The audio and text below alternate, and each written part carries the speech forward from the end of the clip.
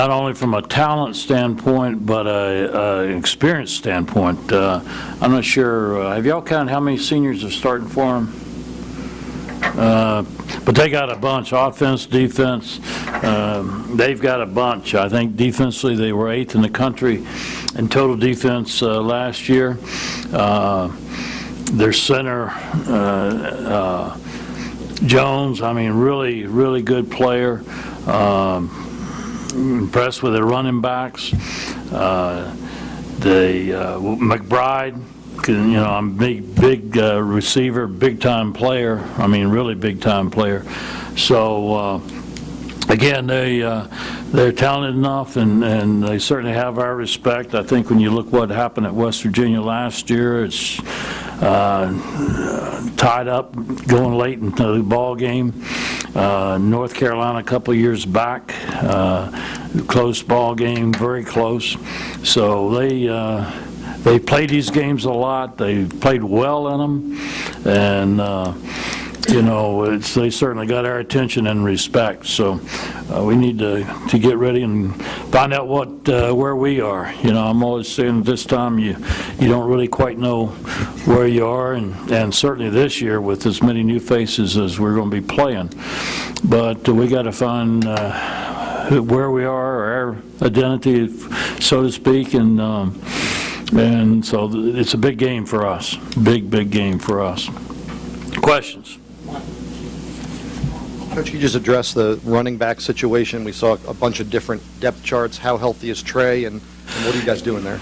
Yeah, Trey, you know, just he's got to work his way back into, I think, totally full speed. You know, he's worked hard, and he's the greatest kid ever, and great for the football team.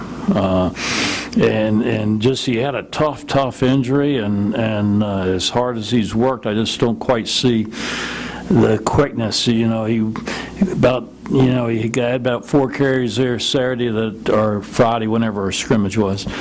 And I was wanting him to break a tackle or make a guy miss, and you know, he just got to work his way back. Until then, and he's going to get some reps. But and then I'll probably have him on kickoff coverage, just get him back involved with the ball game, and get him keep on running and so forth.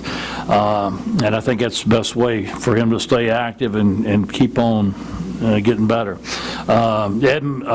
J.C. Coleman will start for us, and McKenzie will be in there.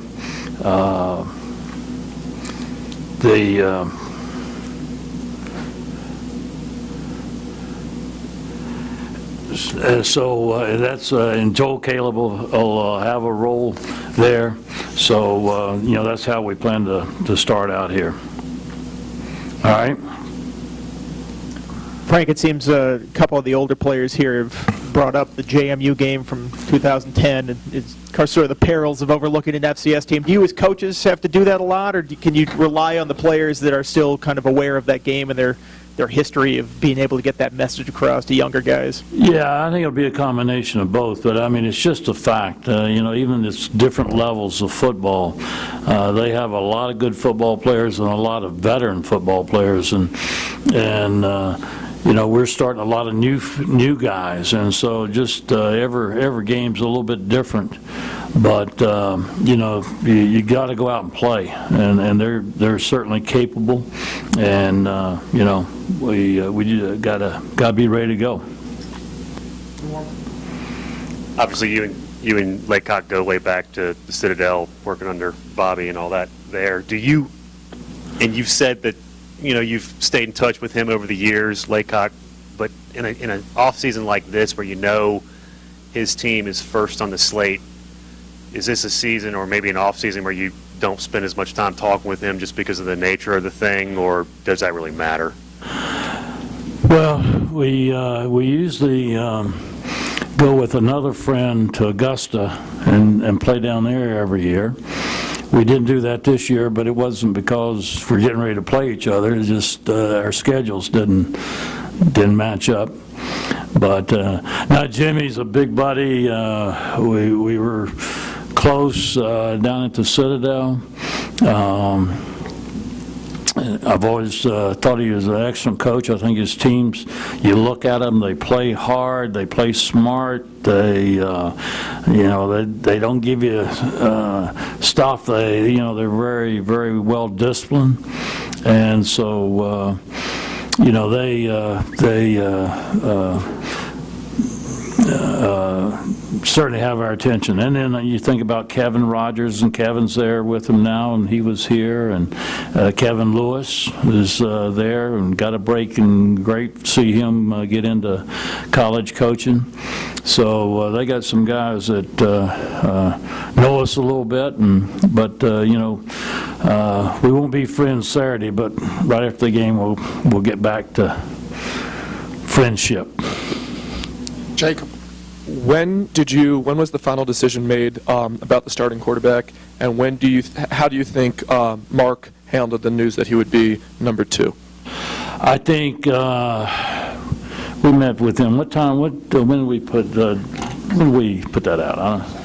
Saturday? Yeah. We met with them before that release, each of them, and Mark, I think, handled it great. I think emphasized we're going to need him. This football team needs him. He's always been a great teammate, and he's the very same now. And I encouraged him to, I just don't think, I think he got in a habit. He didn't have a great bowl game, but I'm not sure he was ready to play that game. He'd watched Logan so many times and never got in a game, and then all of a sudden here's Logan out and he's in, and so keep your preparation and be ready to go, because you just never know in this business, and you never know when it's your time, and be ready for that time. Back of the room to Jason. Coach, I asked Michael Brewer the same question, but I know this time of year every team's got some kinks and some stuff you guys have to work out, particularly on offense. Do you feel like, are there a lot of things that need to be kind of sorted out still, or do you feel like things are a little more kind of sorting themselves out, I guess at this point, and how much do you think still needs to be sorted out in a game like William & Mary? Well, I do think when you got a lot of fairly new people at a lot of positions, I think you find when you really find out is the game, the stadium's packed, and the clock's running for real and all that. So I think we'll find out a lot about our football team come Saturday there. Kyle. Hey, Coach. I know in previous 2 seasons, maybe you didn't have as many opportunities in games to get your second-string guys in to get some work back there. So on Saturday, with a new quarterback and a new offensive line, how do you think you'll handle that? Let's say you're the second half. Do you want to get those reserves in there? Well, no, I'm worried about winning the ball game right now, and have the guys in there that we feel like gives us the best chance to win. So that's how we would approach this. I'll tell you this: West Virginia didn't get a chance to get their reserves in the game last year, nor did North Carolina. You're in a dogfight, and get ready for it. Andy. Frank, I know you have Michael Santamaria as your top kicker right now. Is that a close race there, or do you still expect that to be a battle throughout the season? Yeah, extremely close. Carson Wise is right there. He's right there. And Sly will, I think he'd be our long field goal kicker, maybe our kickoff guy. But there's 3 really good kickers right there, 3 really good kickers. And but Santamaria, I think he's got the personality for this. I think he wants it very much, and he's just don't want it too much. Just get in there and do his thing, and his thing is plenty good enough. He's a good kicker. But I tell you, I give Carson Wise a lot of credit. He's right there, close. Back left to Travis. Hey, you can speak to 50 years of Lane, and as a guy who spent the better part of your life here, to see what it's become. What's your thoughts on that? Ooh. Well, a lot of great moments, a lot of great players, a lot of I realize how fortunate I've been to be associated with Virginia Tech and how good it's been to me. And was William Mary the first game? Yeah. And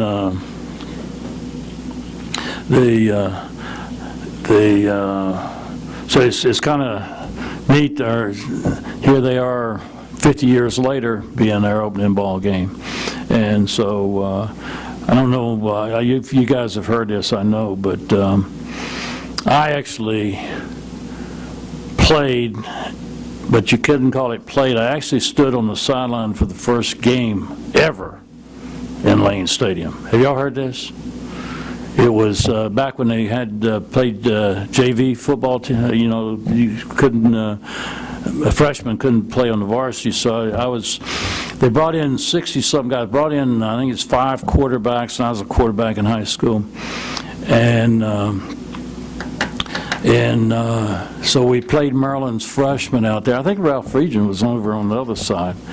And I stood over and I stayed loose. I was ready to go in at any moment when my name was called.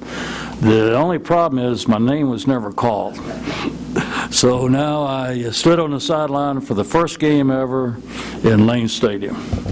And question, did I make the right decision coming to Virginia Tech? And many years later, how many years later, yeah, I made the right decision. Mike. Frank, could you just address it? The competition at offensive tackle, you ended up losing 2 guys to injuries, don't have a lot of depth there.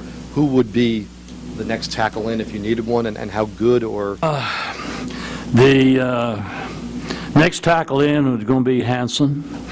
You know, he moved over from defense. He's athletic. He hadn't played there very much, but he wants to, and he's got good ability for that tackle position. And so, he'd be the next guy in there for us. Frank, have you had any opportunity to speak with Bruce Arians about Logan Thomas and how he's done in the preseason? No. How'd that go was it last night? Last night, yes. How'd that go? I didn't. I was in the car. He played some. He went 2 for 7. 2 for 7? 2 drives in the fourth quarter. Huh? He had 2 drives in the fourth quarter. Okay, good. Yeah, in talking with him, he's the guy that doesn't have to play this year. He can sit behind what's there and learn and develop, and I think he's with a good team. I think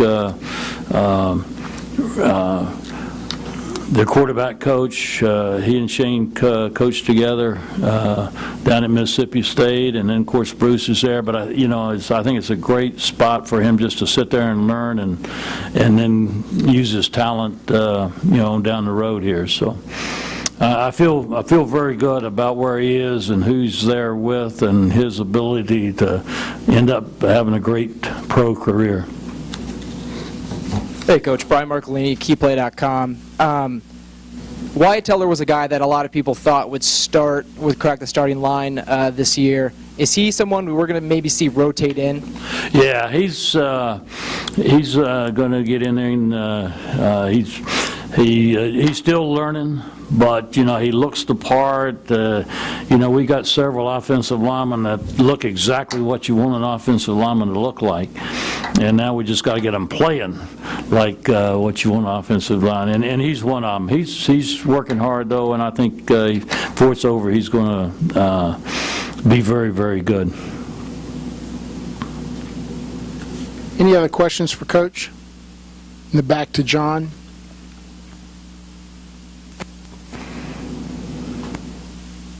Hey, Coach, could you address just how impressive your young wide receivers have been? And obviously they've made a lot of noise to get where they're at on this depth chart. Specifically, who does Ford remind you of? You know, a former Hokie, that's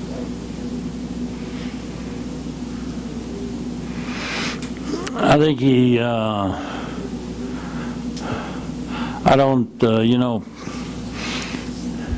Maybe an Antone Freeman, Tonio.